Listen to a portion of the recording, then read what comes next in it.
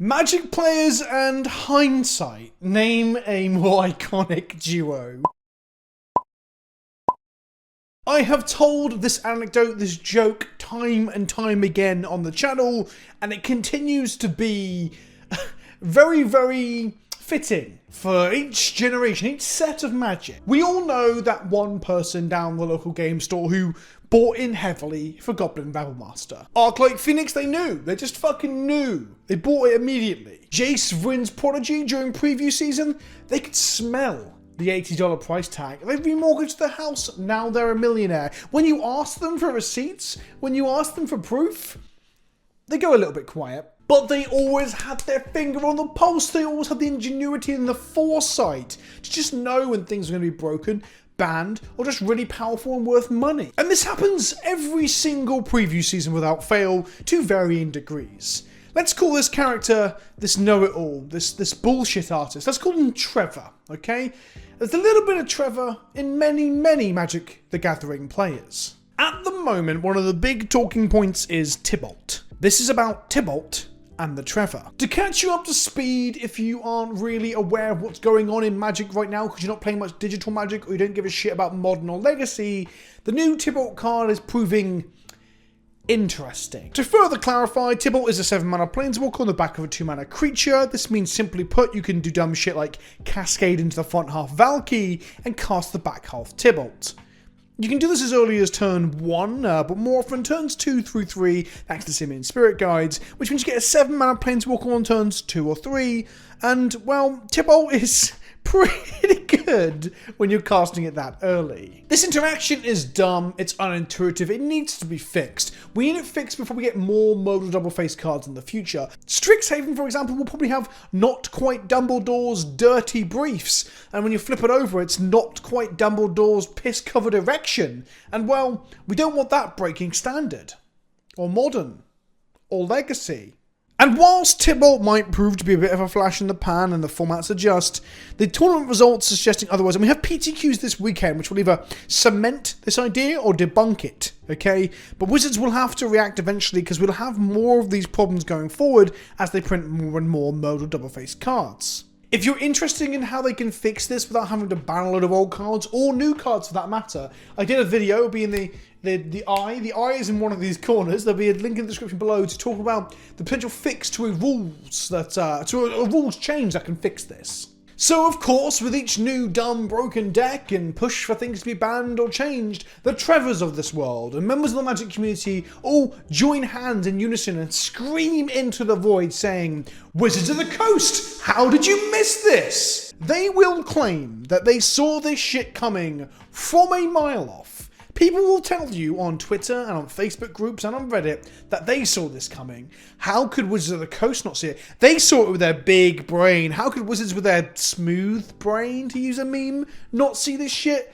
And well, I'm here to call bullshit. You thought you saw this coming? Did ya?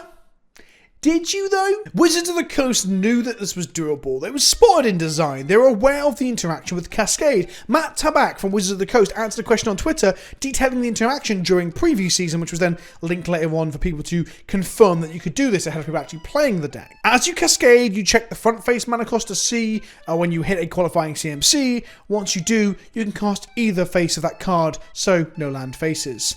Hashtag RuPaul's Drag Race. The people at Wizards of the Coast that designed this game are far from fucking stupid. I know it makes you feel better to go on the internet and call them all stupid, but the people making this game are smart, intelligent individuals. That's how they got into the position that they're in now. Whether you disagree with the greedy tactics that come on high from Hasbro and some of their sales tactics, it's very clear to see that people making this game, especially the ones who've been doing it for years, know what they're doing. I believe that the push towards power creep we're seeing now is not because they're stupid. It's not because they've all forgotten how to do their jobs, or the new people can't do their jobs.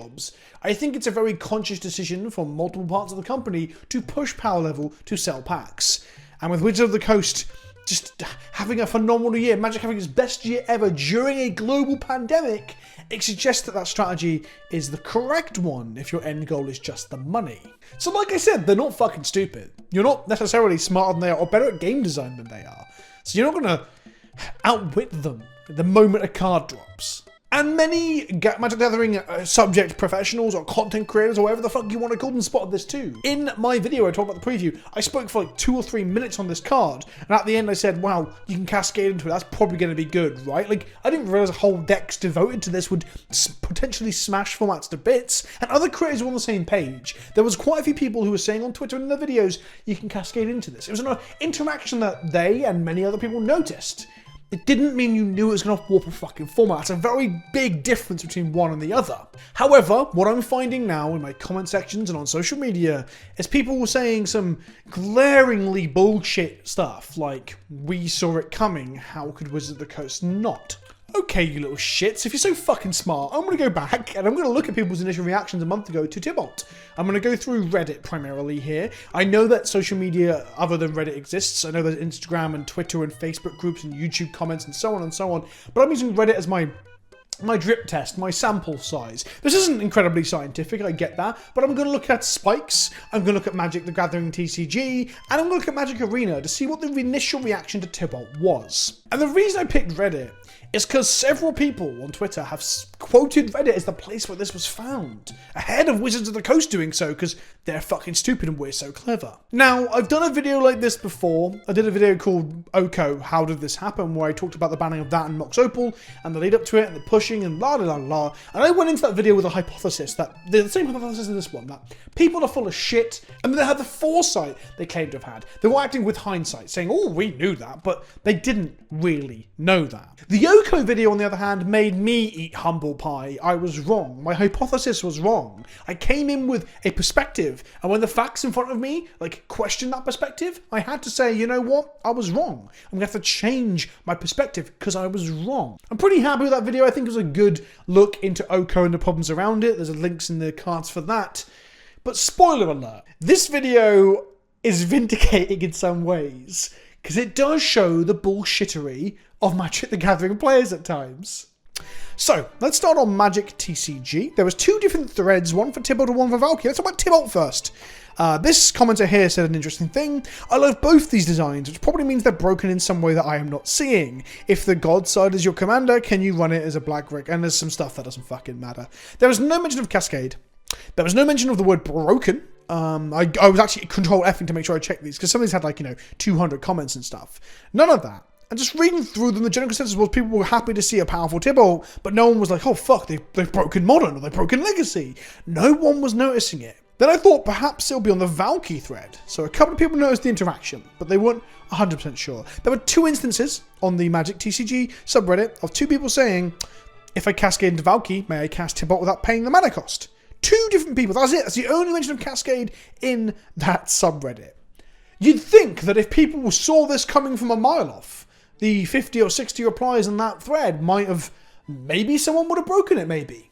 On the Magic Arena subreddit, where there's 244 comments, not a single mention of Cascade, which is fair, because this is the Arena subreddit, and with no Modern to be talked about, and not a single person calling it broken either, these Zoomers are blissfully unaware.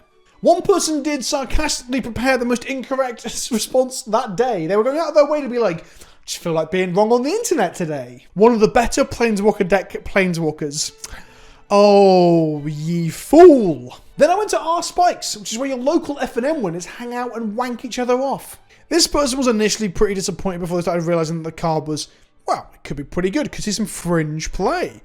But the interesting point I want to take away from this was there are other ways to cheat into play that are popping up too, like Cascade and Polymorph, but those seem a little less viable to me.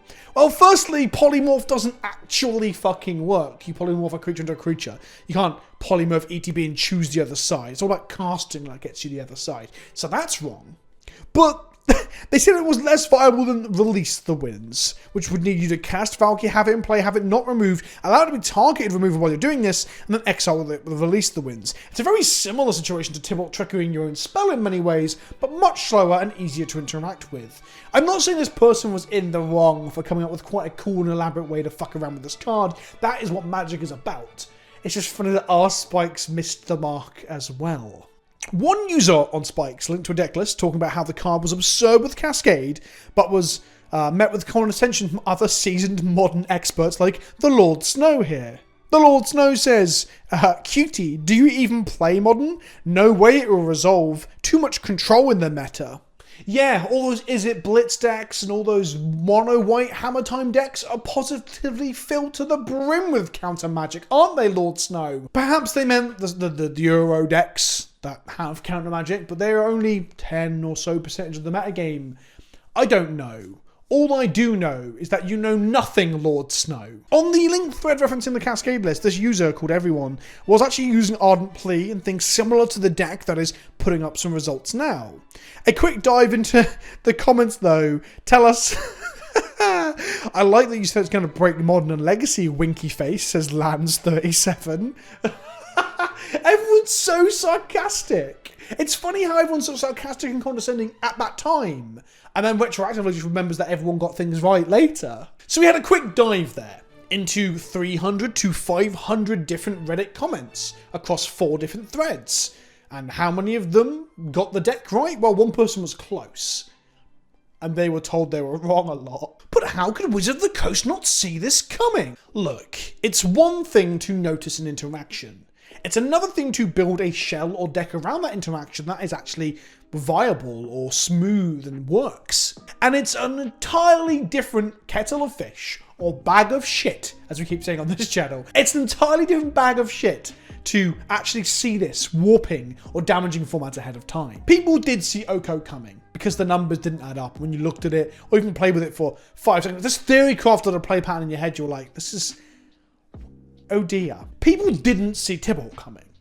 Or at least the 300 to 500 comments that I scrolled through and Control F through and looked through didn't see it coming.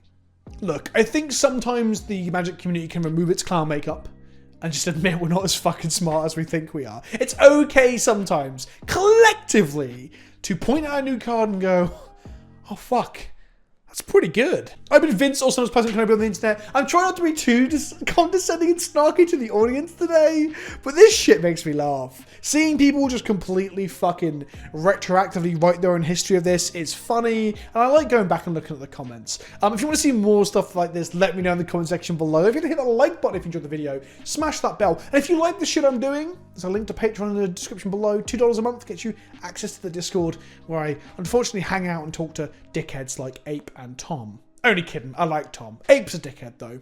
Thanks for watching, and I'll see you all soon. Ta-ta for now.